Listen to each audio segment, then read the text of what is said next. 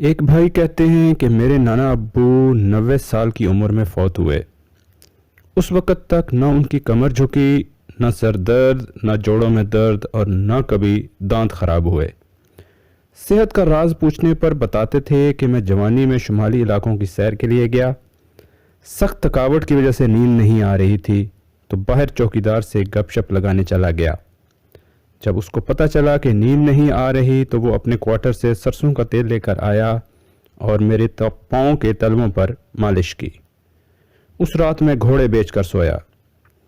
اس کے بعد سے ہمیشہ میں رات کو سونے سے پہلے پاؤں کے تلووں پر مالش کر کے سوتا ہوں، اور یہی عمل میری صحت کا راز ہے۔ ایک دوست بتاتے ہیں کہ بچپن میں ان کی نظر بہت کمزور ہو گئی تھی تو ان کی والدہ نے باقاعدگی سے ان کے پاؤں کے تلووں پر مالش جاری رکھی، جس کی وجہ سے نہ صرف بینائی ٹھیک ہو گئی بلکہ صحت بھی بہتر ہو گئی۔ اگر آپ کو نیند نہیں آتی یا بستر پر لیٹنے کے بہت بعد میں آتی ہے تو یہ ٹوٹکا ضرور آزمائیں، بہت پرسکون نیند آئے گی۔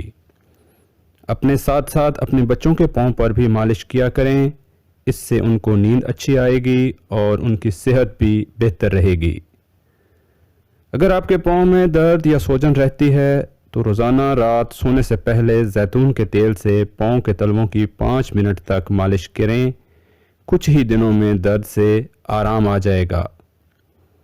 اگر آپ کے تلووں میں بہت گرماہٹ اور جلن ہوتی ہے اور ساتھ ہی سر میں بھی درد رہتا ہے تو روزانہ رات سونے سے پہلے لوکی کے تیل سے تلووں کی مالش کریں، تکلیف سرے سے غائب ہو جائے گی۔ اگر تھائرائیڈ کے مرض کی وجہ سے آپ کی ٹانگوں میں ہر وقت درد رہتا ہو اور پیر سن ہوتے محسوس ہوتے ہوں تو یہ عمل کرنے سے آپ بہت پرسکون ہو جائیں گے۔ جوڑوں کے درد اور کمر درد کے مریض اس عمل کو ضرور کریں، بہت فائدہ ہوگا۔ اس عمل کو آپ اپنی زندگی کا لازمی حصہ بنا لیں۔ آخر آپ اپنی روزمرہ زندگی میں بہت سے کام معمول کے مطابق کرتے ہیں، تو پاؤں کے تلووں کی مالش کیوں نہیں؟ ذرا سوچئے۔